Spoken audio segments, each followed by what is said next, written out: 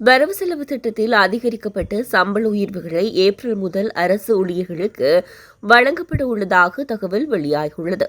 தமிழ் சிங்கள புத்தாண்டை கொண்டாடும் வகையில் மாத சம்பளம் வழங்குவதற்கான வழக்கமான திகதிக்கு முன்னதாக ஏப்ரல் 10 அவற்றை வழங்கவும் அரசாங்கம் தயாராகி வருகிறது.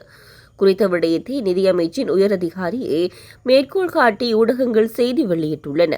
2025 ஆண்டுக்கான வரவு செலவு திட்டம் எதிர்வரும் 21 நிறைவேற்றப்பட்ட பின்னர் ஒரு வார காலப்பகுதியில் அதிகரிக்கப்பட்ட சம்பளம் மற்றும் ஊக்கத்தொகைகள் தொடர்பான சுற்றறிக்கையை வெளியிட அரசாங்கம் நடவடிக்கை எடுத்துள்ளது.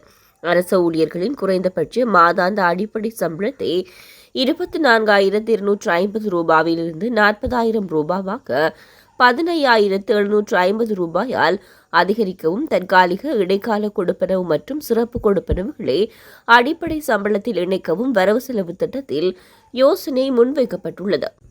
இந்த மாதம் 21 வரவு செலவு திட்டம் நிறைவேற்றப்படவுள்ள நிலையில் மார்ச் மாதம் 28 முன்னர் அதிகரிக்கப்பட்ட நிதியை வழங்குவதற்கான திட்டம் அடங்கிய சுற்றறிக்கையை பொது நிர்வாக அமைச்சு வெளியிட உள்ளது. சுற்றறிக்கை வெளியிடப்பட்டதைத் தொடர்ந்து ஏப்ரல் மாதம் 10 அரசு ஊழியர்களுக்கு உயர்த்தப்பட்ட சம்பளம் மற்றும் கொடுப்பனவுகளை வழங்குவதற்கான ஏற்பாடுகள் செய்யப்பட்டு வருவதாக நிதியமைச்சின் உயர் அதிகாரிகள் ஒருவர் குறிப்பிட்டுள்ளார்.